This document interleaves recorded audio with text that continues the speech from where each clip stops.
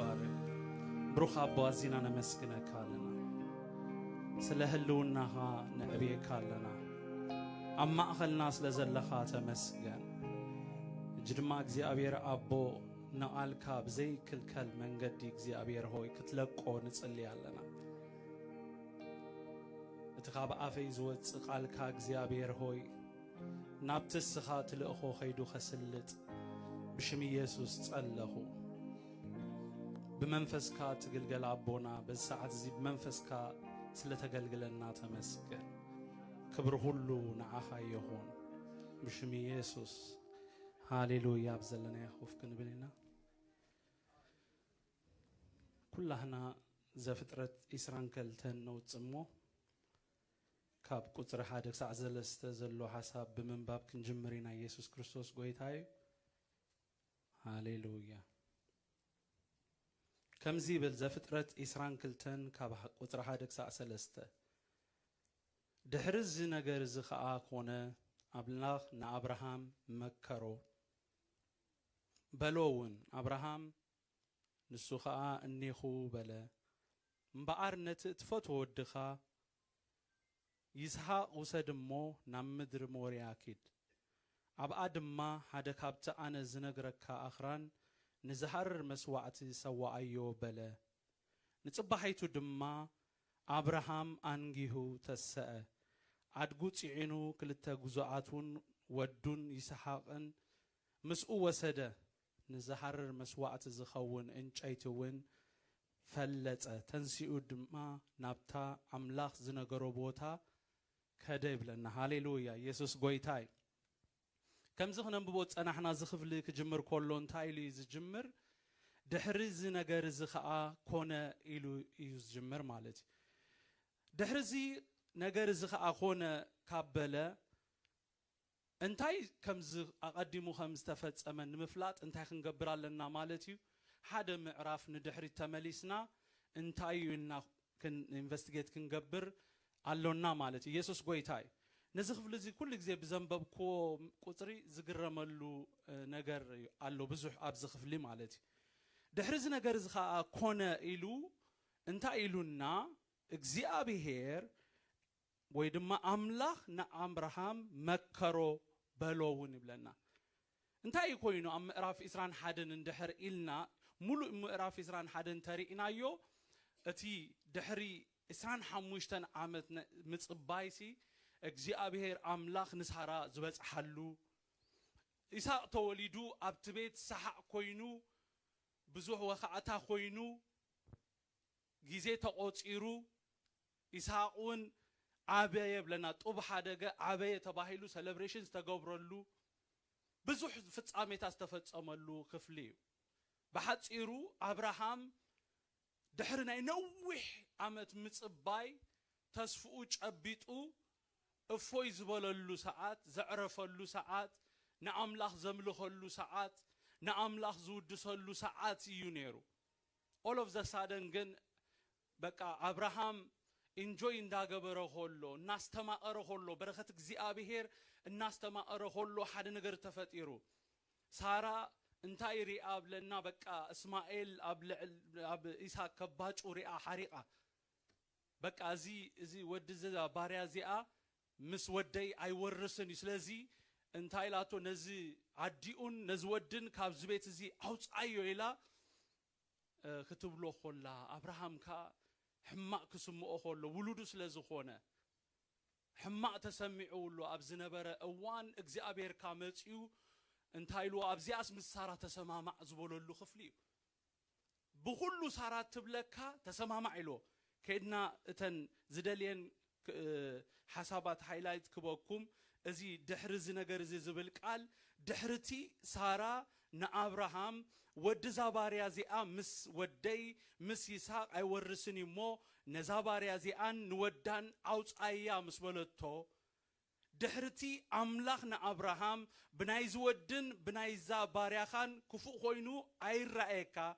أتبيكم سمعوني بيسحق يزرعي زوعل كامو بخلو سارا التبلك كازلا قال سمع مبالو دحرت أبراهام نعجارن نإسماعيلن مسنباتو እዩዝ ነገር ዝኾይኑ አብርሃም ኣብ ጽቡቕ ስታተስ ይነሩ ኣብ ምዕራፍ 21 ምስቶም ዓዲ ወይ ድማ ምስ በዓል አቤሜሌክ ዝነበሮ ኮንፍሊክት ሪዞልቭ ዝገበረሉ ተስፉኡ ዝጨበጠሉ እስማኤልን እግዚአብሔር ተሰማሚዑ ይውጻ ተባሂሉ ካብ ቤቱ ዝወጻሉ ሰዓት ይነሩ አብርሃም ምስ ንስቲ ናይ ተስፋ ወዱ ምስ ሰበይቱን ኣብ ዝነበሩሉ ሰዓት እግዚአብሔር ናብ አብርሃም መጽዩ እንታይ ልዎ እግዚአብሔር بدحرتي بيسحاق يزر زصوا الكائلو اسماعيل مسديو كابيتو مسفانو እግዚአብሔር ክሙክሮ መጽዩ እግዚአብሔር ታይልዎ እምባአር ይልዎ ነትትፎቶ ሓደ ወድኻ ይስሐቅ ውሰድ እሞ ናብ ምድር ሞሪያ ኪድ ኣብኡ ድማ ኣብ ሓደ ካብቲ ኣነ ዝነገረካ ኣኽራን ንዝሃርር መስዋዕቲ ሰዋዓዮ በሎብለና ከምዛን እንብባት ጸናሕና ዋላኳ አቀዲሙ ካይደናገር ይሉ ኸውን ኽእልዩ ንስማኤል አፋኒ ወይ አቤት ዘሎ ሓደ ይስሐቅ እግዚአብሔር ታይልዎ ንሓደ ወድኻ ሱጥራ ይኮነን ነቲ እትፈትዎ ወድኻ ንዝሃርር መስዋዕቲ ክትበኒ እደሊ ኣለኹ ኢሉ እግዚአብሔር ንአብርሃም ክሓቶ ኾሎ ነሪ ማለት አነ ንስኻትኩም እነዚህ ክፍል ክነንብቦ ኾለና እቲ ፍጻሜ ናይዚ ክፍሊ ተረዲኢና ሰምዕ ስለዘለና ከምዚ አብርሃም ዝኸበዶ አይነት ክብደት ክኸብደና ይክእልን አብርሃም ይፍተን ከም ዘሎ እግዚአብሔር ዝሐሰቦ ነገር እንታይ መሆኑ አይፈልጥኒ ሓደ ነገር ጥራይ ዝፈልጥ እግዚአብሔር ስኡይሉ ነተሓደ ነትእንኮ ወዱ ሓበኒ ከም ዘይብሎ ፈልጥ እዩ ምስ እግዚአብሔር ናይ ነዊሕ ዓመት ሕብረት ዘለዎ ሰብ አብርሃም እግዚአብሔር ናብ ዘይፈልጦ ቤት አይኮነን ከይዱ አሜን አሜን ናብቲ ፈታዊ አምላኽ ተባሂሉ ዝተጸውዐ አብርሃም ይኸይዱ አብርሃም ኣብ ብዙሕ መጽሐፍ እንድሕር ከድኩም ሪኢኹሞ ፈታዊ አምላኽ ከም ዝነበረ ይነግረና አሜን ዶ ናብ ፈታዊ እግዚአብሔር ከይዱ ናብቲ አርኩ በቃ ማሐዙኡ ማዕታ አልልቱ ዝኾነ አብርሃም እዩ ከይዱ ኣብ ትንቢት ኢሳያስ 41:8 ከድና እንተንቢብና አብርሃም አርኪ እግዚአብሔር ከም ዝነበረ ዝነግረና ክፍሊ እዩ እንታይ ይብለና ግናኸ አታ እስራኤል ባሪያይ አታ ያዕቆብ ዝሓሪኹኻ ዘርኢ አብርሃም ፈታዊየ ይብሎ ክንደይ ደስ ዘብል እግዚአብሔር ንፈታዊ ይፍትን ዲም ይሙክር ዲዩ ይፍትን እግዚአብሔር ቴስት ይገብር እዩ ነቲ ዘተስፎካ ቃል ምስሓበካ መሊስካ ንዑ ክትህቦ ዓቅምለካ ዲ ከምቲ ምሰተስፎካ ምስኡ ዝተጓዓስካዮ ነዊሕ ዝኸድካዮ ምስተቀበልካኸ ቦጌርካ ዲኻ ትኸይድ መሊስካኸ ነቲ ዝሃበካ ናይ ምሃብ ዓቅምለካ ዲ የብልካን ቴስት ይገብር እዩ ልብኻ በቲ ዝሃበካ ነገር ተወሲዱ ዲ አይተወሰደን ልብኻ ምስኡሎ ዲ የለን ቴስት ይገብር እዩ እግዚአብሔር ልቢ ይመራምር ይብለና መጽሐፍ ቅዱስ ኣብ ካልኣይ ዜና እንድሕር ከድና ኢስራ 7 ወአምላኽ ነቶም ኣብ ዝሃገር እዚኣ ተቐሚጦም ዝነበሩ ኣብ ቅድሚ ህዝብኻ እስራኤል ዘባረርካዮም ንዓኻ ንዘርኢ አብርሃም ፈታዊኻ ክንደይ ደስ ዝብል አብርሃም ፈታዊ አምላኽ እዩ እግዚአብሔር ናብ ጸላእዩ አይኮነን ከይዱ ናብቲ ዝፈልጦ አብርሃም ናብቲ ንነዊሕ ዓመት ድምፁና ሰምዐ ዝተጓዓዘ አብርሃም ይኸይዱ እስኪ ቼክ ገብሮ ኢሉ ሓደ እዋን ትዝክሩ ኢኹም አብርሃም ንመጀመርታ ጊዜ ይኮነን እግዚአብሔር ናብ ህይወቱ ዝመጽእ ነይሩ ሓደ እዋን አብርሃም እንታይ ኢልዎ ነይሩ እስማኤል ኣብ ቅድሚኡ በቃ ብእስማኤል ተወሲዱ ን13 ዓመት ዝኸውን ድምፂ እግዚአብሔር ካይሰምዐ በቃ ምስ እስማኤል ምስኡ ክጻወት ክውዕል ኣብ ዝነበረሉ እዋን ኣብ ምዕራፍ 17 መጽኡ እንታይ ኢልዎ ነይሩ እግዚአብሔር አብርሃም አብርሃም ኣብ ቅድመይ ተመላለስ ፍጹም ከኣኹን ኣነ ኩሉ ዝኽእል አምላኽ ኢሉ ከም ዝመጽኦ ንርኢና أبي مو إسماعيل أبكر من نيرون تزخون مو تتبارك اللي نعون زبال اللؤوان والنيري بزوح نجار حالي في أبراهام أبز درجة زبطيه زابير أملاخ مبار نفتاويو كمكرومتي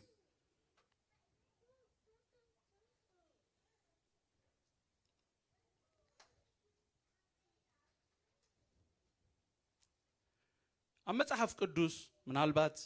زابير كم زمرمر لبي مرمر كم زهونة كنرئي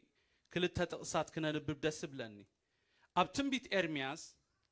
أسر شوعات أسرت كيدنا خنا نبب كلنا أنتهي بلنا أنا زابير يبل تقال أنا زابير لنفس وكف ككم من قدو ككم فرق بروم أنتي كهبو نلبي مرمرو نخلاليت كأ افتنو يبلنا أبك قدامي زينا إسرائيل شو مونتن شعاتون كنا هنا نبب كلنا انتهي لو أتاود دي سلمون دما نتأمل خبها داويت كمو كبلو هولونري بفتسوم لبن بفتاو نفسن كأجل قلو نجزابير ويدما جزابير نقوله الباب يمرامرو نقوله مخر حسابات دما يفلت أيمو انت دلي خايوس كركبل كايو انت حدك كايوغنا نزل عالم كدربي كايو إلوانيرو أتنكي وينيرو جزابير لبي يمرمر تيست تقبريو زابير استيل مسؤول لبها مسؤول لو تيست تقبريو إلوانيرو أزي ترجم نايزي مرمرو زبل كنريو اندهر ترجمو فلتو ترلينا بجوبو ناوشت سنتيقو بمئتاو يفتشو مالت لعلي يكونن تناوشت اي نجار كا زابير زمرمر افتنو زبل دما امكرو مرمرو افتنو فتش يرجع زبل ترجم الله للبي مرمر كبل كله لعل عليك وانا نجزابير كم زخب لكم زت أنا حكو أبراهام دحرنا ينوح جوزو دحرنا بزح واقع مخفال أيو نيساق تقبلوه أبتي نجرات توديو تسفاي تقبله زبالو اللي ساعات كأجزابير مليسو نتيسو زهابو نجر كحتو خلو ديمان دك قبرو خلو نري أبزينا إبراهيم أمنته يكون نزمو كرزلو إبراهيم بزح تقوى عايزي مسك زي أبيهر أنا نزخف لزي كان بوخلو خو عزيز بارخن قال أبقى رسول استزلو حسابي أنت قبلنا زي أبيهر إبراهيم إلو مستوعو إبراهيم دمانك زي أبيهر كيد داغمو النيخو مسبلو كمز سولجر بقى ريدي خوينو نتك زي أبيهر كبلو زدالي كسمع نتز سمعوها كإزازو دلو خوينو النيخو مسبلو زي أبيهر دما تأزاز مسحابو متحف قدوس انتهي بلنا بقطر سلسة خلاتكم كتنبوبو تخليكم نتصبحيتو دما أبراهام أنجيهو تسأب لنا My God قليل نجر كوي كونا نجزي أبيهر حاتيتوه أبهيوت بقى تزغبدت فتنايا ناب أبراهام متيا أبراهام جن أنجيهو تسأب لنا أنجيهو تراي تسيئ كونا نزب لكم نتك زي أبيهر زبولو نجر نغفتم نتك زي أبيهر زعزوزو نجر كفتم زليو نجرات كدالو خلو نريو بتعمي زغر مني مستسع أنت يبلنا نتصبحيتو دما أبراهام أنجيهو تنسأ عدقوتي عينو كلتا جزاءاتون ودو إسحاقن مسوسده نزحر المسوعات الزخون انشايتون فلت يبلنا تنسيئو دما نابتي أملاخ زنقرو بوتا كده يبلنا እግዚአብሔር በዚህ ምዕዛዝ ይባረከና አሜን ዶ መንዩ ኒሳቅ ይቦ እግዚአብሔር በሉን ሎማዓልቲ ሓደ አገዳሲ መልእክት ለዎ እግዚአብሔር ነፍስ ወከፍና አሜን ዶ አንጊሁ ተሲኡ ዝገበሮ ነገር ከምዚ ክንሪኦ ጸናሕና نزحرر مسوات زخون انشيتي فليتو انشيتي خفلص كله انتي حسب نيرو I don't know نتنعدو كدالو خلو نتنقعزو زليو نقرات بملو كدالو خلو نقهو انتي أبا أمرو يملالس نيرو أي فلتني هذا نقرقر رقص أنياتاتينا آمين زي أبي أبراهام نقزي أبيهر أتبقو زفلت سبي آمين دو እግዚአብሔር ዘይትፈልጦ እንተ ኮይንካ ነቲ ultimate sacrifice ግበረለ ዝብለካ ነገር ክትገብረሉ አይትኽእልን ኢኻ ሓቀዶ አብርሃም ማንነት እግዚአብሔር ካብቲ ናይ ነዊሕ ዓመታት ተመክርኡ ተረዲኡን ፈሊጡን ስለዝነበረዩ ናይ መወዳእታ ultimate ዝኾነ ናይ ህይወት ፈተና ልክ ከምቲ ካለ አይነት ፈተና ወሲዱስ አንጊዩ ተስዩ ጉዕዞ ጀሚር አሜን አሜን ኢየሱስ ጎይታይ ሎሚ ከምዝብለኩም ጸናሕኩ እግዚአብሔር በዚ ቃል ገይሩ ዘሕልፎ መልእክቲ አለው አሜን ዶ ነአብርሃም እነኹ ድልውነቱ ይዘሪ አብርሃም መስበሎስ ካላያ ያዳገሞን እነኹ ይሉ እዝንታይ ዘሪእኩም መስይልኩም ክሳክ እንደ አብርሃም ንድምጽ እግዚአብሔር ሴንሲቲቭ ከምዝኾነ ብዙሕ ነገር ይዘሐልፈና ነሕና ወላ መጽሐፍ ቅዱስ ቃል አምላኽ ነጊሩና ኸነሱ አባገይ ድምጽይ ይሰማዓን ተባሂልና ኮለና ድምጹ ናይ ምስማዕ አክሰስ ኮለና ንድምጽ እግዚአብሔር ክሳሕጂ ኦቨርራይድ ንገብር ብዙሓት ኢና እግዚአብሔርና ተዛረበና ገሌና ፈሊጥና ገሌና ድማ ብዘይ ምፍላጥ ነቲ እግዚአብሔር ዝብለና ነገር ክንገብር አይንርከበን ኢና ኣብዚ ግን እንታይ ብለና አብርሃም አንጊሁ ተንሰብለን ድሕርዝ ነገር እዚ ከአኮነ አብርሃም አምላኽና አብርሃም መከሮ በለውን አብርሃም ንሱ ከአኔኹ በለ ብለና ነፍስ ወከፍና ነቲ እትፈትዎ ሓደ ወድኻ ዝብል ይስሐቅ ዝብል ቃል ክነስምረሉ ደስ ብለኒ ኣብ ህይወት ሎማዓልቲ ኣብ ህይወትና ፈተና ዝኾኑና ነገር እንታይ እንድሕር ኢልና ካብ እግዚአብሔር ንላዕሊ ኣዚና ንፈትዎ ነገር ኮነ ኢሉ እግዚአብሔር ኣብዚ I think ኣብ ብሉይ ኪዳን ንመጀመርታ ጊዜ ብዛዕባ ፍቅሪ ዝተዘርበሉ ክፍሊ እዚ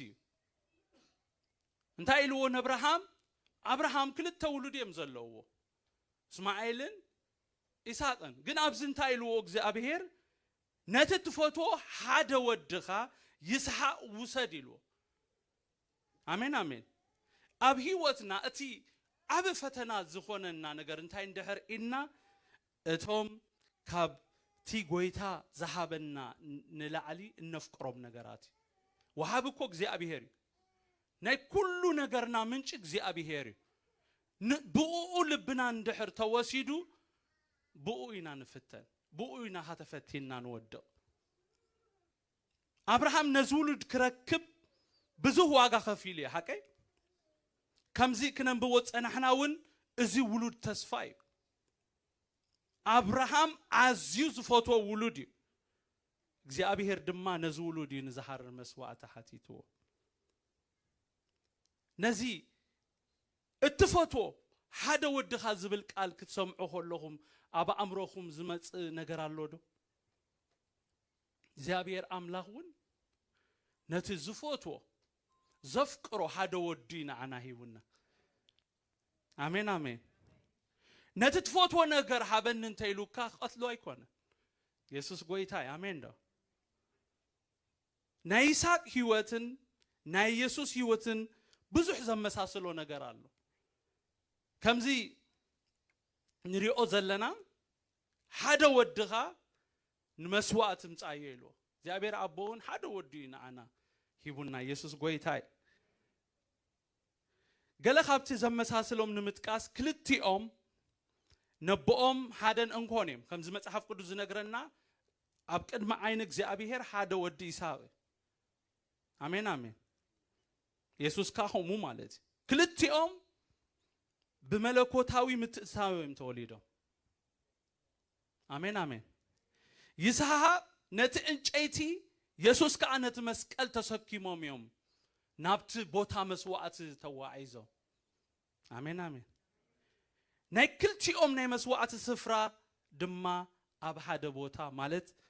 ኣብ ከረን ሞርያ ምዃኑ ከረን ሞርያ ተባሂሉ ዝጽዋዕ እንድሕር ሂስትሪ አንቢብኩም ኣብ ጀሩሳሌም ዘሎ ከረን ከም ዝኾነ እቲ ጫፍ ናይቲ ሞርያ ተባሂሉ ዝጽዋዕ ስፍራውን ጎልጎልታ ከም ዝኾነ አብርሃም ንወዱ ኣብኡ نمسوات خم زقربون قويتاون أبو كم تسألن إنا متعرف زتنعون نجرونا تي تاريخ تتنيعهمون ترخبوه مالتي أبو تربعة تايب لنا أبراهام أبسال سايتي معالتي يعنتو أنكعريرو نتابوتا بروحو رأيا يبلنا እግዚአብሔር አቀድሙን አብርሃም እንታይ ልወኔሩ ኩል ግዜ ናይ አብርሃም ልምምድ እግዚአብሔር አናብት ዘርኤ ካውጻ ይሎ ከመጀመርታ እግዚአብሔሩ ጋይድ ዝገብሮ ኣብ ነፍስ ወከፍ ጉዕዙኡ ናበይ ከይድ ኣለዎ እንታይ ክገብር ኣለዎ እንታይ ክገብር የብሉን እግዚአብሔሩ ዝነግሮ that's why አብርሃም ሰለስተ መዓልት ምስተጓዓዘ ኣብቲ ቦታ በጽሑ አንቃሪሩ ምስራኤኻ ነታ ቦታ እንታይ ይብለና ብሩሑ ረአያ ብለና እግዚአብሔር ነታ ስፍራ ነጊርዎ ስለዝነበረ ካብዚያ ኒኖ እቶም ምስኡዝ መጽኦም ዘለው ስለዚህ የልዎም አብርሃም ታይገሩ ነቶም ክልተ ጉዙአቱ ነታ አድግን ኣብዝ ጽንሑ ኢሉ አነን ወደይን ግና እንታ hanገብሪና ኢሉ ክንስው ወይ ድማ ክንሰግድ ክንከይድና ዳሃርውን ናባኹም ክንምለሲና ኢሉ ፕሮፌቲክ ዝኾነ ቃል ክዛረቦም ኮሎ ንሪ don't lose me ናብ መልእኽተይ ክወስደኩም ሓደ አገዳሲ ሐሳብ አሎ እግዚአብሔር ስሙ ይባረክ አሜን አብርሃም ድማ ንጉዙአቱ ምዛ አድጊ ኣብዝ ጽንሑ አነን ዝወድን ከአ ናብት ከድና ክንሰግድ ኢና ናባሃትኩም ድማ ንምለስ በሎም አብርሃም ድማ እትን ዝሐርር መስዋዕት ዝኸውን እንጨይቲ ወሲዱ ንወዱ ይስሐቅ አሰከሙ ብለና ከምቲ ኢየሱስ ክርስቶስ ናብ ካልቫሪ ኸይድ ኮሎ ኢየሱስ ክርስቶስ ነት መስቀል ዘሸከሙዎ ማለት ክልቲኦም ድማ በሓደ ከዱ ብለና እዚ እግዚአብሔርና አብርሃም ንይስሐቅ ወዱ ወሲዱ ንዝሐርር መስዋዕት ዘቅርበሉ ስፍራ ታሪካዊ ቦታ ይከም ዝነግረኩም ጸናሕኩ ሓደ ታናይ መጀመርታ ብንጉስ ሰለሞን ተሰርሐት ቤተ መቅደስ ኣብዚ ስፍራ ከም ዝተደኮነት ናይ ታሪክ መዛግብት ኾነ መጽሐፍቲ ይነግሩና ካላይ ዜና ሰለስተ ሓደ ከድኩም ከተንብቦ ትኽእሉ ኢኹም ካላይ ነዚ ስፍራ እዚ አገራሚ ዝገብሮ እዚ ስፍራ እዚ ኢየሱስ ክርስቶስ ዝተሰቅለሉ ስፍራ ምዃኑ ከም ታንቶ ይዝበልኮ እቲ ቀንዲ ሓደ ነገር እዩ ክልተ አቦታት ማለት እግዚአብሔር አቦን ወዱ ኢየሱስ አብርሃም ካ ንይስሐቅ ዝስውኡሉ ቦታይ ነፍስ ወከፍና ነቲ አብርሃም ዝበሎ ክነቅልበሉ አዝያ ገዳሲ አብርሃም እንታይ ኢሉ አብርሃም ካብ እግዚአብሔር ዝሰምዖ ሓደ ነገር እዩ ንወድኻ ንዝሐርር መስዋዕት አርቦ ዝብል ነዚኦም ጉዙአቱ ግን እንታይ ኢሉ አነን ወደይን ክንከይድና ክንሰግድና ክንምለሲና ኢየሱስ ጎይታይ አሜን አሜን ከምንታይ ተበጊሱ ከሚልዎም አይፈልጥን አብርሃም ግን ነቶም ጉዙአቱ ምስወዱ ሰጊዶም ክምለሱ ከም ዝኾኑ ከነግሮም ኮሎ ንሪ ኢየሱስ ጎይታይ ይስሐቅ እቲ ንኽስዋዕ ዝዳለው ዘሎ ውሉድ ክሳብ ኣብዚ ቦታ ንበጽሕ ምንም ቃል ክዛረብ ኮሎ አይንሪዮን ኢና ልክ እቶም ጉዙአት ንድሕሪት ምስተረፉ ንሱን አቡኡን ናብቲ እግዚአብሔር ዘራእየ ቦታ ጉዕዞ ምስ ጀመሩ ግን ይስሐቅ ሓደ ሕቶ ሓቲቱ ታይልዎ አቦዬ እቲ እንጨይትና ተሰኪመ ኣለኹ እቲ ካራን እቲ ሓውን ሒዝከ ኣለኻ እቲ ንመስዋዕት ዝኸውን በጊዕ ደኣ ኣበይ ኣሎ ትክክለኛ ቅኑዕ ሕቶ ይሓቲቱ መስዋዕት ይፈልጥ እዩ አቡኡ ስውር ይወኸውን ይኽእል እዩ ንመስዋዕት ዝቐርብ በጊዕ ከም ዘድሊ ይፈልጥ እዩ ኣበሎ ዳት ዝስዋዕ ኢልዎ ይስሐቅ ነብኡ አብርሃም አቦይ ኢሉ ተዛረቦ ንሱ ከዓ እኔኹ ወደይ በሎ ንሱ ድማ ሓውን እንጨይትንሲ እነሆ እትን ዝሐርር መስዋዕት ዝኸውን በጊዕ ደኣ ኣበይ ኣሎ በለ ይብለና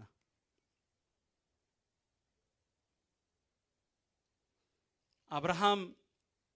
ዝሕቶ ዝተዘይ ሕተት ደስ ምበሎ ነይሩ ግን ይስሐቅ መስሓተቶ እንታይ ኢሉ አብርሃም ከዓ ወደየ اتي نزحرر مسوعة زخون بقيسي أملاخ نرأسو يحاليو إيو بلا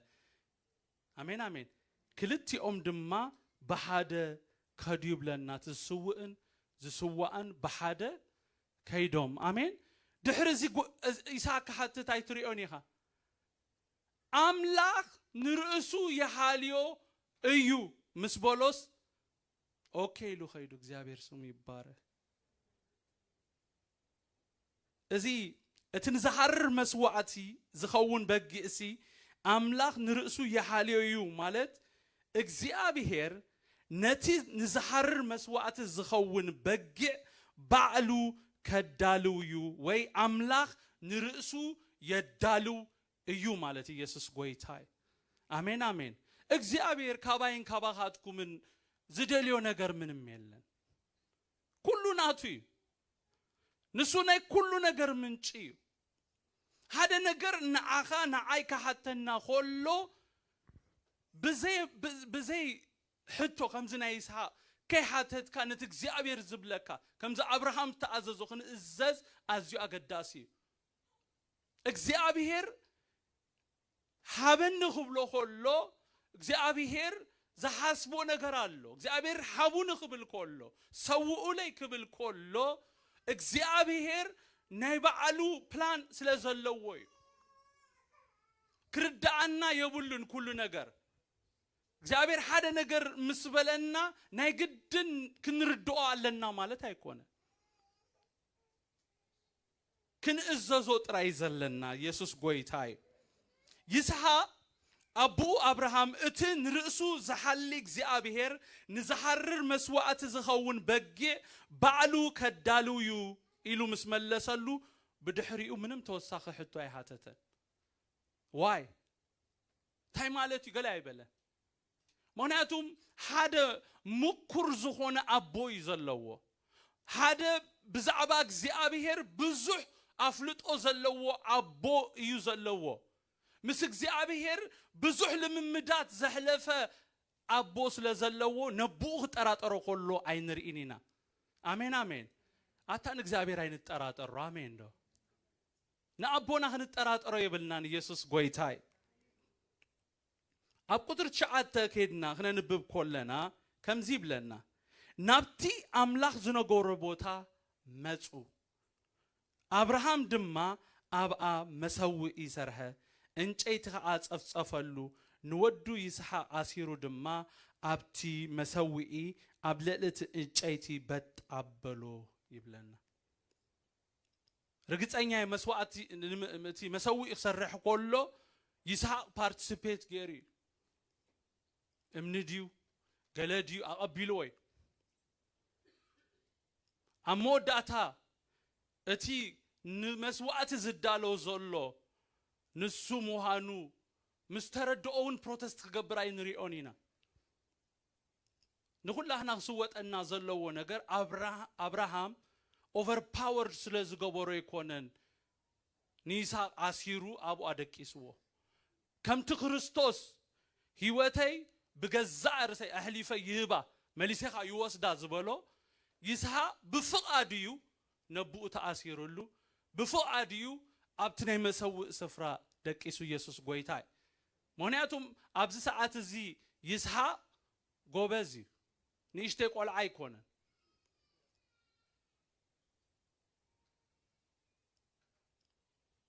ቁሩብ ምልሲልና ቁጥሪ 6 እንድህር አንቢብና አብርሃም ድማ እቲ ንዝሐርር መስዋዕት ዝኸውን እንጨይቲ ወሲዱ ንወዱ ይስሐቅ አሰከሞ ሓውን ካራን ከአቢድ ወሰደ ክልቲኦም ድማ በሓደ ኸዱ ይብለና ንምንታይ ነዚ ደጊመን ቢበልኩም ክኸዱ ኾለውሲ በሓደ ናይ መኻዶም ሚስጥር ናይ ምስምምዖም ሚስጥር ከም ዝኾነ ክነግረኩም ስለዝደለኹ ክልተ ጊዜ ነዚ ክፍለ ተንብቦ ኾለኹም ክልተ ጊዜ በሓደ ኸዱ ዝብለና ቃል ኣሎ ክልተ ሰባት حد بحد حسب تسمعين بحد غدو أيكلوني أبزي نايسا بارتالو تسمعي إيه بق أجزابير يحليل والله كم يجرو أجزابير نجزارسو كم زحليو أي فلت أنيو أبوق نفلتيو ስለዚህ ነቲ አቡኡ ግቦሮ ዝተባሃለ ንኽገብር ነብኡ ድላይ ክገብር ገዛ ርሱ አህሊፉ ክብ ኮሎ ኢና ንርኢ ዘለና ምናልባት ብዛዕባቲ አቡኡ ዝነገሮ ማለት ብዛዕባቲ ንርእሱ ዝሓሊ አምላኽ ይሓስብ ነይሩ ይስሐቅ አይፈልጥን ግን ከምቲ ኣብ ትንቢት ኢሳያስ 53:7 ብዛዕባ ኢየሱስ ተጻሕፈልና ከምቲ ናብ ማሕረዲ ዝኽብከብ ገንሸል ከምታ ኣብ ቅድሚ መቀስታ ስቕ ትብል በጊዕ አፉ አይከፈተን ተባሂሉ ተጻሕፈ ይስሐቁን አፉን አይከፈተን አሜን አሜን ካብ ፍቓድ አቡኡ አይወፀን አብርሃም ንወዱ ከሐርድ ብድሕሪኡ ከምቲ እግዚአብሔር ዝበሎ ንዝሐርር መስዋዕት ገይሩ ከቅርቦ ኢሉ ኢዱ ዘርጊሑ ካራ ምስ ወሰደ እቲ ንርእሱ የሓልዮ እዩ ኢሉ ዝመስከረሉ ጎይታ ኣብታ ናይ 0 ሰዓት ክግለጽ ኮሎ ንርኢ አሜን ዶ ኢየሱስ ጎይታይ አብርሃም ድማ ይብለና ቁጥር 11 አብርሃም ድማ ንወዱ ከሐርድ ኢዱ ዘርጊሑ ካራ ወሰደ ይብለና መልአክ እግዚአብሔር ከአ ካብ ሰማይ ጸዊዑ አብርሃም አብርሃም በሎ ንሱን እኔኹ በለ ይብለና በኢየሱስ ስም በዚህ መንፈስ ይባርከን አሜን ዶ እግዚአብሔር ክጽዋዓና ሆሎ እኔኹ ንብል ሰባት አሜን ዶ እኔኹ በለ ይብለና ኢድካ አብዝወዲ አይትዘርግህ ገለውን አይትግበሮ በሎ አብርሃም ድማ አይኑ ቋህ አበለ መጀመሪያ ቋህ ዘበለ አይኑ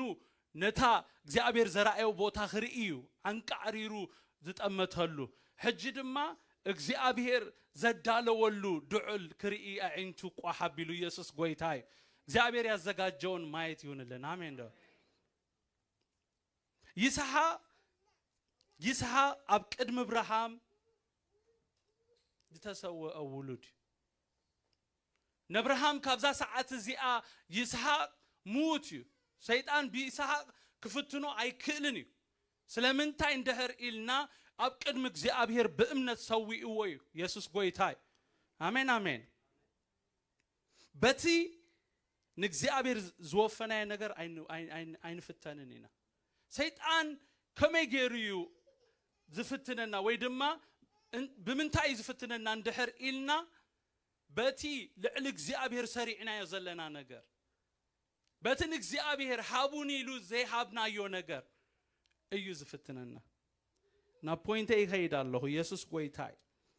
ናብ ዕብራውያን 11:17-19 ከይና ክነንብብ ኮለና ከምዚ ይብልና ዕብራውያን ጸሐፊ አብርሃም ምስተፈተነ ይብለና በእምነት ይስሐቅ ሰውኦ እቲ ተስፋ ተቀበለ ነቲ ቢይስሐቅ ዘርኢ ወጽዋዓልካዩ ተባሂሉሉ ዝነበረ ሓደ ወዱ ወፈዮ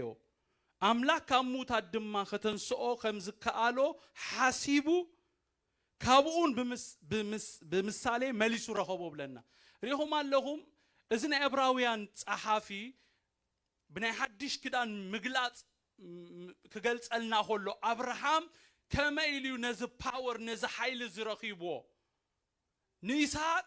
ንኽስውእ እዚ ዓይነት ፓወር ኃይሊ ከመይ ኢሉ ከም ዝረኸበ ክነግረና ሆሎ እንታይ ኢሉ አምላክ ካሙታት ድማ ከተንስኦ ከም ዝኽእል ሐሲቡ ይብለና ኢየሱስ ጎይታይ ዋላ ይሙት ይስሐቅ ክትስእ ዝገርመኩም እንታይ ዓይነት እምነት ከም ዝኾነ ክትፈልጥዎ ደሊ ኣለኹ አምላክ እንታይ ኢሉ ሓቲትዎ ንዝሐርር መስዋዕት ኢሉ እንታይ ማለት መሲልኩም ምስ ሓረዶ ብኻራ ክመውት እዩ ትናይ ዝሐርር መስዋዕት ኣገባብ መጀመርያ ነቲ እንስሳ ተቆትሎ ብድሕሪኡ በሓው ተቃጽሎ ሓሙኽሽቲ ይኸውን ማለት እንታይ ማለት እንታይ ዓይነት እምነት አብርሃም አሚኑ እንደህር ኢልና ዋላ ሓሙኽሽቲ ይኹን ክትስይ አሜን ዶ ኢየሱስ ጎይታይ ንኽብረ አምላክ ክብረ ሃቡ ኢየሱስ ጎይታይ ዋላ ሓሙኽሽቲ ቀየር ኢሉ ዋላ ሐመድ ይኹን ኢሉ ዋላ ከም ዘይነበረ ይኹን ኢሉ ዋላ ብሮሜ ኮሆሙ ተባሂሉ ካብ ዘየሎ ህሉ ክገብር አይኮነ እንዲ ዋላ ይሐሉ ኢሉ ሐመድ ይኹን ሓሙኽሽቲ ይኹን እግዚአብሔር ከተስኦ ይኽእል ኢሉ ሐሲቡ ብለና ኢየሱስ ጎይታይ አታ ከም ዝገርና ንእግዚአብሔር ንእመን ነው አሜን ዶ ኢየሱስ ጎይታይ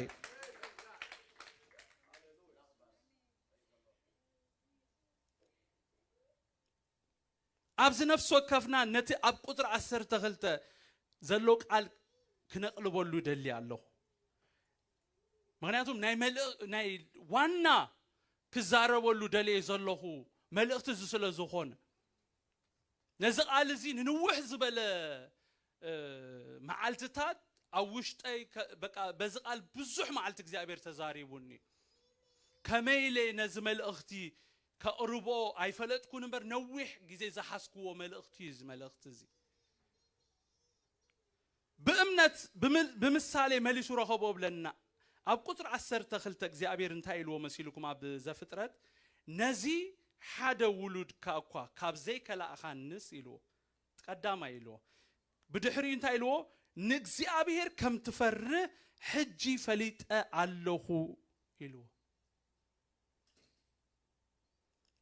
ንአብርሃም ነተሓደ ውሉዱ ነተሰዋዓለይ ዝበሎ አምላኽ ዘይከላኣሉ ሚስጥር እንታይ እንድሕር ኢልና አብርሃም ንእግዚአብሔር ዝፈርህ ሰብ ምንባር እዩ ንእግዚአብሔር ይኣምኖ እዩ ብህይወቱ ይኣምኖ እዩ ንእግዚአብሔር ከም ትፈርህ ዝብል ቃል ክነተኩረሉ ኣዝዩ ኣገዳሲ እዩ እዚ ንእግዚአብሔር ከም ትፈርህ ዝብል ቃል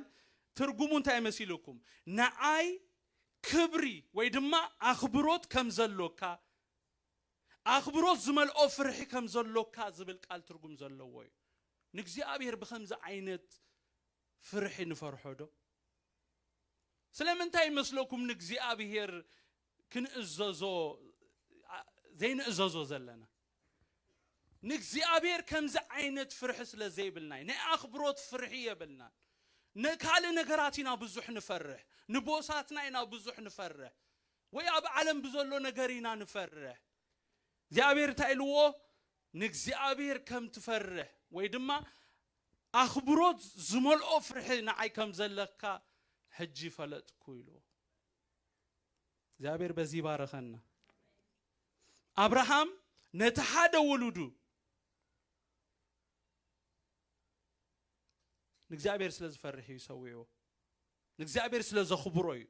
نكزابير سلز أمنوي وفيلو نكزابير سمي بارك آمين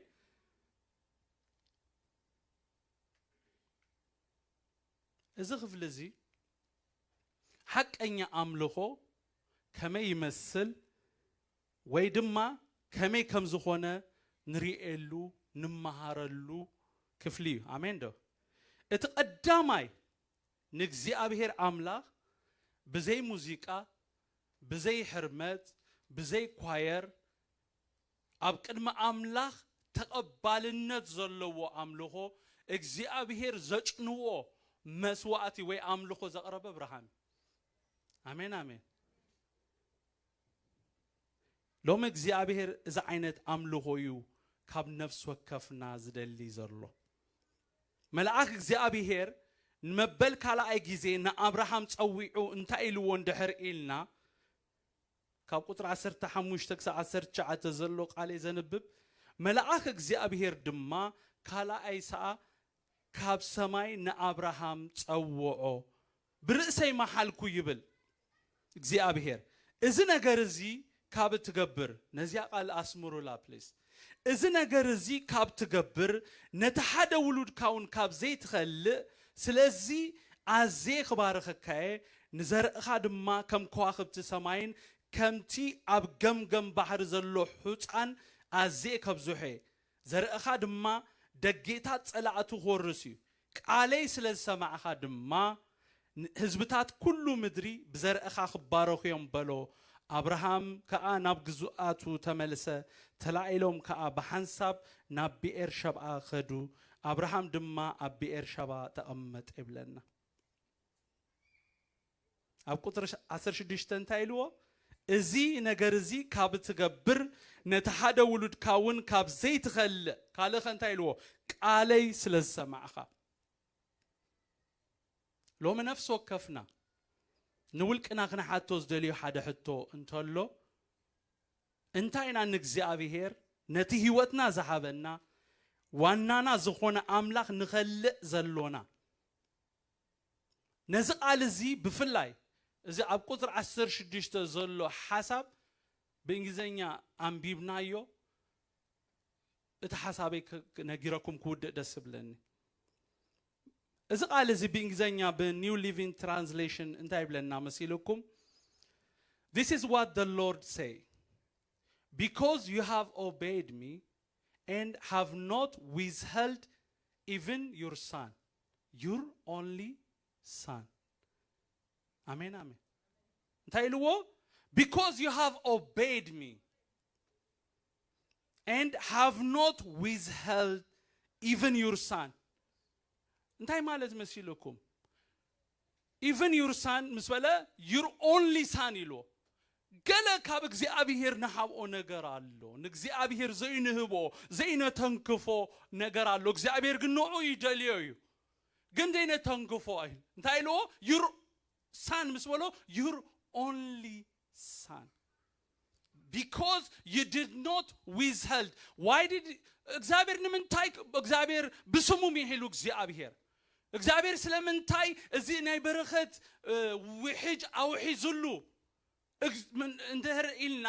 አብርሃም ንእግዚአብሔር ምንም ስለዘይ ከልከሎ ነቲ እንኮ ወድውን ሀበን ምስተባሃለ ስለዘይ በቀቀሉ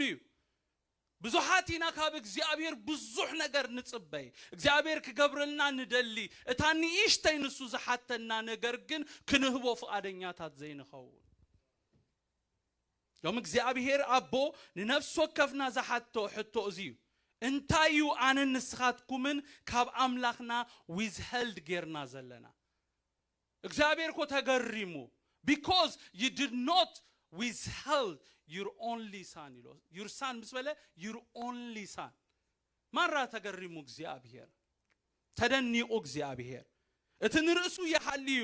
እግዚአብሔር ይርኢሉ ዝመስከረሉ አምላኽ ሓልዮቱ ሆነ በረከቱ ከምዝኽነን ቦጸናህና አውሽጥናትና ምእዛዝ ዝተባሃልናዮ አምግባር ይዘሎ እንታይና ካብ እግዚአብሔር ሀቢኢና ያዘለና እግዚአብሔር ሀበንና በለካ ጊዜኻ ኸውን ንኽእል ታለንትኻ ኸውን ንኽእል ፍልጠትካ ኸውን ንኽእል እንታይ ኢኻ ትኸልኦ ዘለኻ እንታይና ንኸልኦ ዘለና ከምታ አዲምና ዘንበምናዮ እግዚአብሔር ንአብርሃም ሓደ ነገር ይልዎ ነዚ ነገር እዚ ካብ ትገብር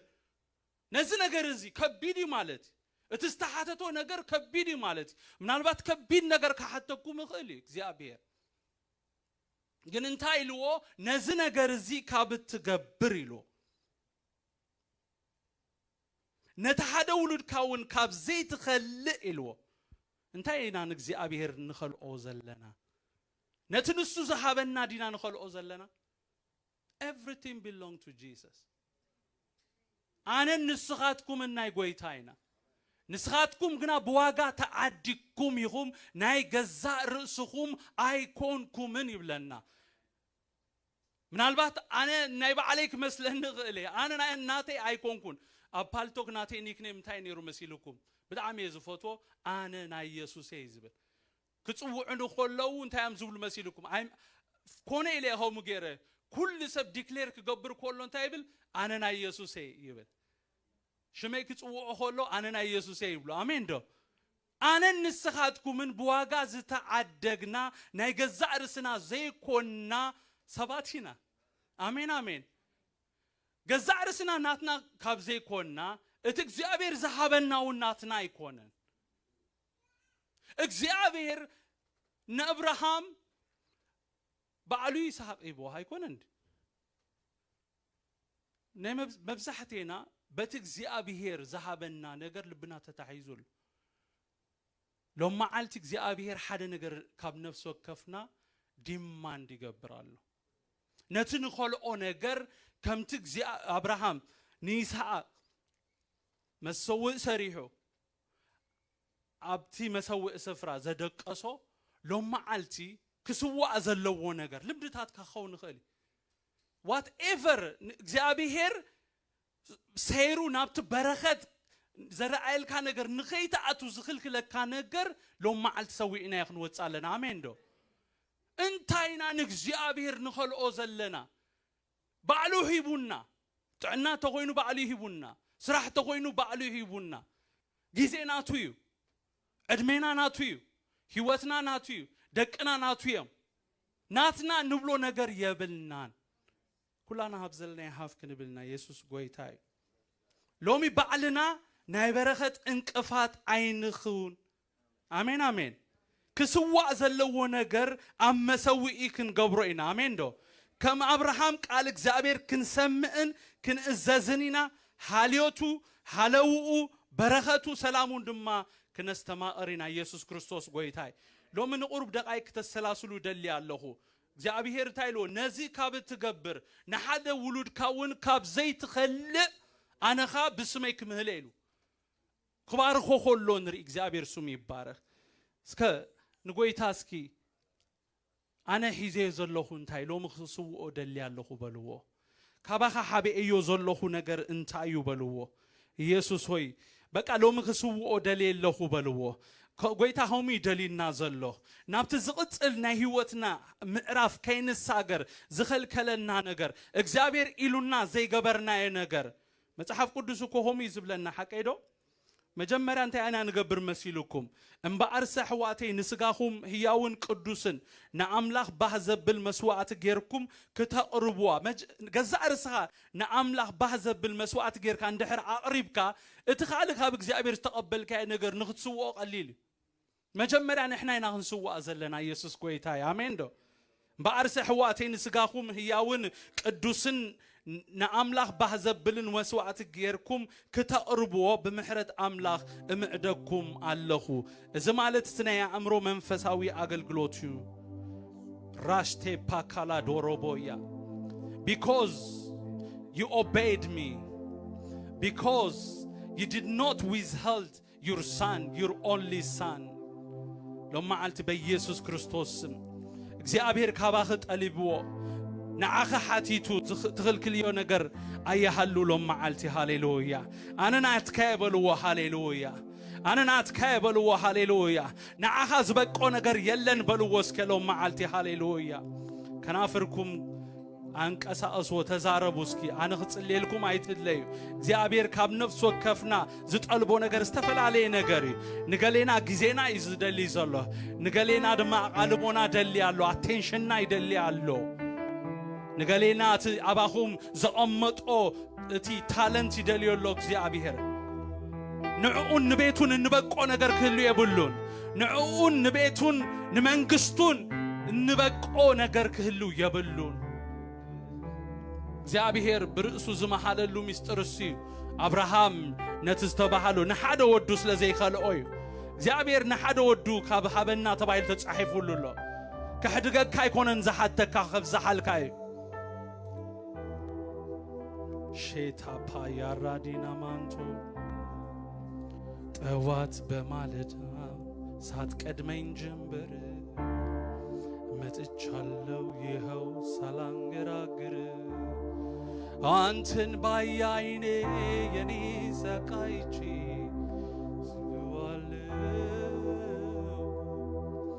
ያለኝን ብቻ ሳይሆን ራሴንም ጨምሬ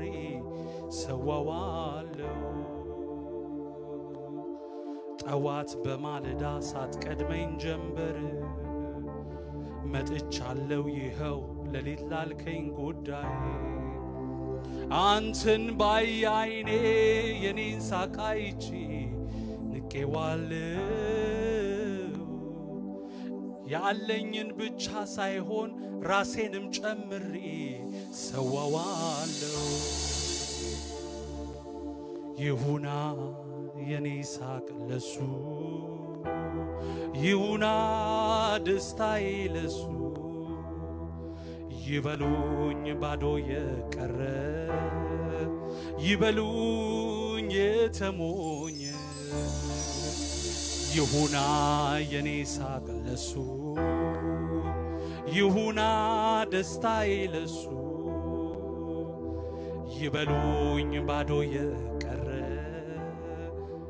ይበሉኝ የከሰረ Father, in the name of Jesus, نعها نبقى نجر أي حلو بيسوس كريستوس نعها زين سوء نجر أي حلو كزابير نعخا زين حردو نجر أي حلوك زيابير هوي لوم زيابير هوي نتكسع لوم زغل كلنا كنجر هبنا كلنا بلو إبك كله بلو جزيدي هذا ليها إبك كله بلو كل تيدي هذا ليها نمنجست هذه هتقاملو دلها زماني دي هذا ليها إبك كله بلو وسدو بلو هاليلويا بس منفس زمن كتسلينا يسوع كريستوس قوي تاي هاليلويا